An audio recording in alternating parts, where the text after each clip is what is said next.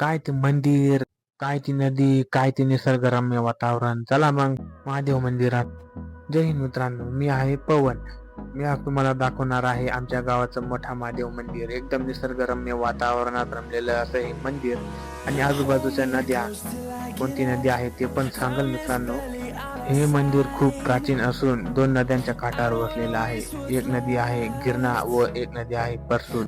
तुम्ही जाताना ही नदी तुम्हाला दिसत असेल. ही नदी परसूल नदी आहे. या बंधाऱ्याच्या पुढं परसूल नदी संपून जाते व गिरणा नदीला जाऊन मिळते. गिरणा नदी ही मालेगाव तालुक्यासाठी खूप महत्वाची नदी आहे. महादेव मंदिरात पोहोचलो व इथले वातावरण खूप निसर्गरम्य आहे. मी मंदिरात गेलो व दर्शन घेतलं. मला असं वाटत होतं की मी तिथेच बसून राहावं, कारण की इथले वातावरण खूप शांत होतं.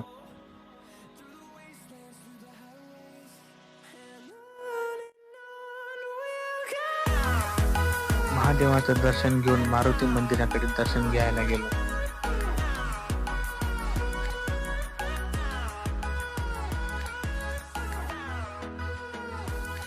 हीच ती गिरणा नदी व इथेच परसूल नदी गिरणा नदीला मिळते. ही नदी मालेगाव तालुक्यासाठी खूप महत्वाची आहे. वातावरण तर खूप छान आहे मित्रांनो. असं वाटतं की खूप वेळ इथं थांबूनच राहील.